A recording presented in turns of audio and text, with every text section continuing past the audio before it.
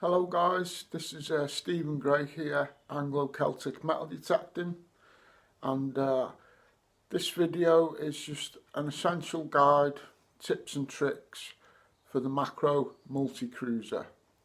Very capable machine, and essentially today we'll just be looking at the free tones and some audio options, and stay tuned for more informative videos. Okay guys? Straight away it comes on, it's highlighted there so you know you're in the modes, it's already in free tone. You go into the settings, just push settings, put your gain up. On free tone, if you're below 90, it's really fast for trashy areas, and if you go above 90, the recovery drops a bit and then you punch more deep. Put it about on 92 then, Sid, it's a gain. Yeah, so you're going deeper. Clean. About 94. Disc free. Tone break. Then you've got your notch 4. Then you've got the ferrous, I have that iron too. It's just the tones of the iron. Okay. Tone break. At the minute, in the standard, it says a 15, but from 5 and upwards, a good target, so you're losing all them targets. So tone break, yeah, you want that down to be 5. Okay. And your tones, these are all different tones. So 15's the lowest, that's your iron tone. Push select, that goes into your next tone. If you don't change this, the iron tone and this tone, the gold and non-ferrous tone, there's not much in it. Okay. So you don't stand out. So I've put the second one up to 50 and it jumps out at you then when you're in amongst iron. Cool. And the next one's 70. So select again. Because these are the free tones. Yeah, that's the 3 different tones, that is. All set at different rates. Just so it jumps out for you more. Then we go down to ISAT, leave that at 1. And that's all your settings. If you go over to options, check your frequency. So you're in 14 kilohertz. That's ideally, if you're below 90, if you're below 90 and you want to go fast, use 19 kilohertz. Yeah. And if you want to go deep and you're above 90, go to 14 kilohertz. Okay. Just for that little, just get the edge, like. These are just initial setups. Yeah, we'll tweak it to suit yourself, like. So options to save it. Go down to save. Then you push the plus and minus button. Push the plus button. So that's to save. If you push the minus button, that's factory default. So it sends it all back to factory default. So you want to save it and then push select. And then should be done now. And then obviously before you start, check the area, make sure there's no iron in the grain. Push the bottom right button there and do your grain balance. Yeah. That's it. Thank you, Sid. No problems. Okay, so here we've got a solid mid-tone in the 20s. See what this one is, just as an example. And up to now I'm loving the Kruzer. And this mid-tone in the 20s is pewter by the looks of it. Oh yeah, very nice patterned tom back button. Unusual, I've never seen that type of just line pattern on a tom back. That gives you an idea what the signal was like on that. It wasn't very deep. This is the field where the only hammered coin has come up on Phil's farm, and I got that the other week, that lovely half goat with the Racer 2. Got a signal here that I'm pretty sure is iron, but I just want to show you the viewer it so you get an idea.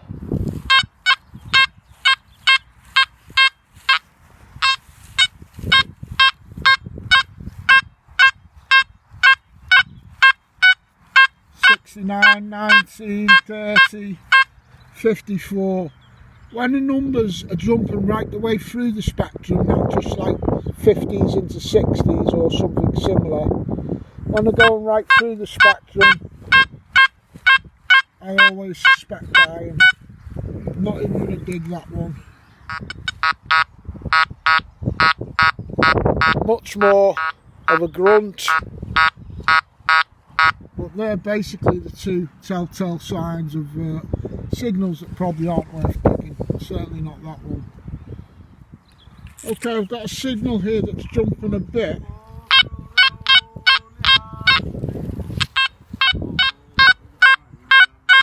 But it's just a bit more stable than that last one. Still jumpy. Could be rubbish, could be iron. But it's just jumping a little bit less through the number spectrum. So I'm going to see what this one is. Well, I'm really glad I dug this because it really explains something about how to use this machine. I don't dig if it jumps 10, 30, 70, 90, I don't dig it. Okay, that was jumping about 30, 40, 50. Well, that's because this is mixed metal. And it's not treasure, but there's iron there and there'll be a copper casing or something on this piece of a lock. Now, that could have been a pocket watch, could have been a lovely old lighter. So that's a prime example of sometimes take a chance and don't have it fixed in your mind what to dig and what not to dig. Well, to some extent, yeah, obviously, but that's just a really good example of one of those middle of the road targets. Should I dig or should I not? Dig 'em. Okay, I've got a nice solid tone in the 40s here.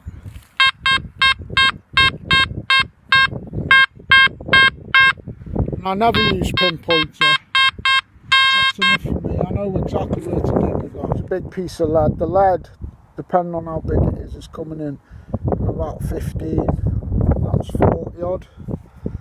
All depends on the sizes of these objects as well, not just the metallic makeup. I've only got about 3.5 hours here today on the Makro Kruzer. Main thing is just to get you those initial three-tone setups and just show you a bit of audio response and stuff. But we'll see if we can pull anything nice up while I'm here for 3.5 hours. Okay, this rang in a high tone, nice high tone in the 70s. It's an old copper halfpence by the looks of it from about the 1700s, completely blank.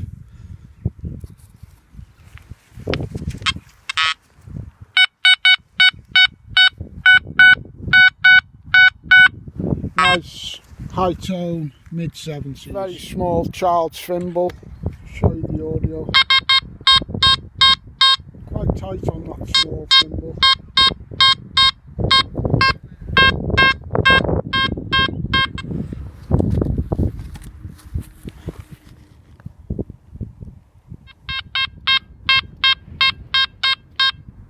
Very tight little audio tone, little dotty, you know, on a dot.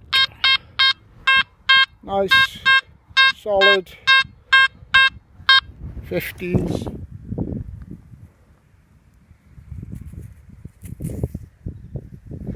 I think this is Sutton's seeds. Sutton's, it's not the same one as we got last time with the ploughs on. There's plenty of meat on it, and I think it's another Chester brand.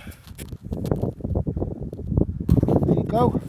Kruzer's first little lead relic, bag seal. I've got a high tone 70s here. Could be a coin, or maybe a bottle cap, who knows.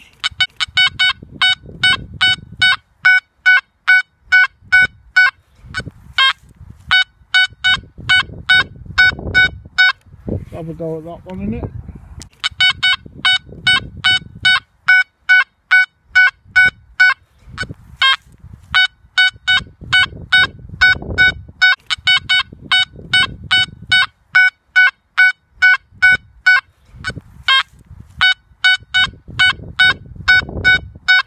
Have a go at that one, innit?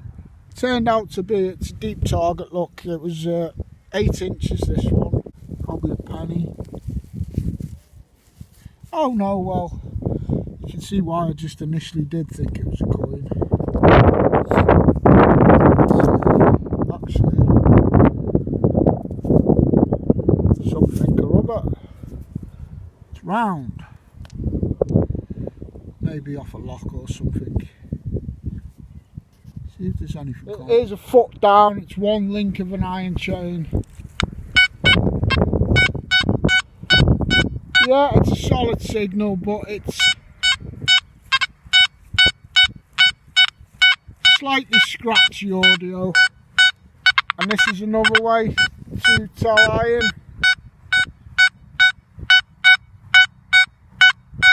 Very high numbers. So that's one link of an iron chain, literally good 12 inches deep.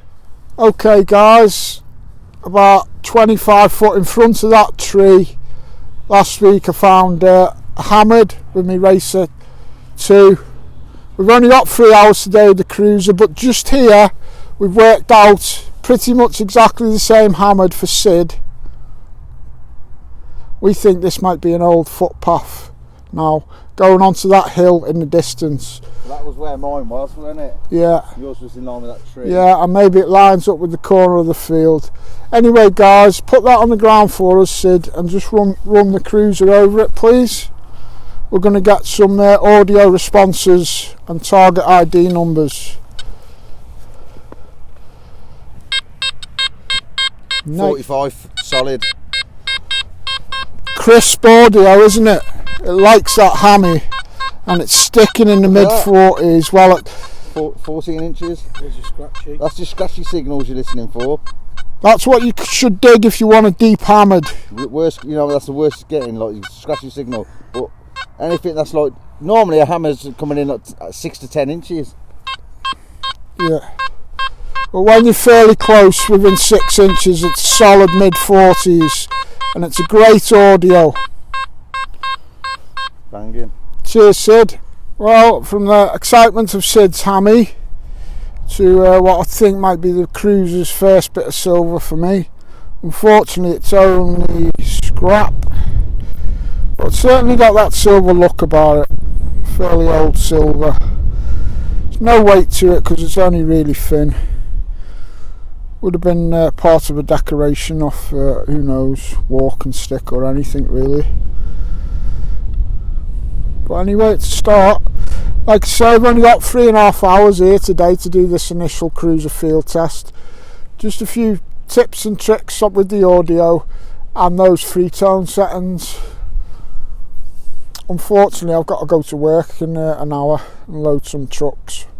But I'm going to get back out on Sunday and try it in 2 tones for you. So I'll blast it for another hour, see if we get any more. Just show the viewers the external battery pack. I'm sure a lot of you have already seen it anyway if you're interested in this machine. 4 AA batteries slot in there, and it's a waterproof holder. Don't make the mistake I did last week when I was rushing to get out for the first time. I just bolted it on, didn't have any batteries, plugged it in to the machine there, went to go out the door an hour later, and I thought my Kruzer was broke because it wouldn't switch on.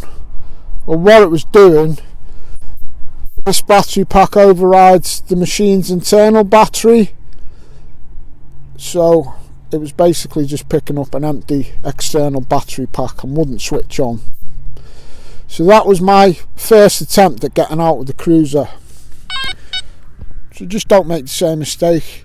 If you've got your battery pack plugged in, it needs to have juice in the batteries. Okay, brilliant feature though. Extra battery pack. And another great feature about this, I think it just adds that little tiny bit more better balance to the whole machine. Okay, so these are the results of 3 hours with the Kruzer first time out. That's a little type of old relic on the right there, not sure what it is yet. It's my only coin, blank halfpence, button. That I believe is a little tiny catch plate off a padlock. Got my bag seal, buckle, got a couple of padlocks. Possibly a coin there, blank. But I'm really impressed with the Makro Racer. I'm really impressed with the Makro Kruzer. I know I'll get really good results with this machine. Just need a bit of time in the fields, that's all. Thanks for watching guys, and best of luck and happy hunting.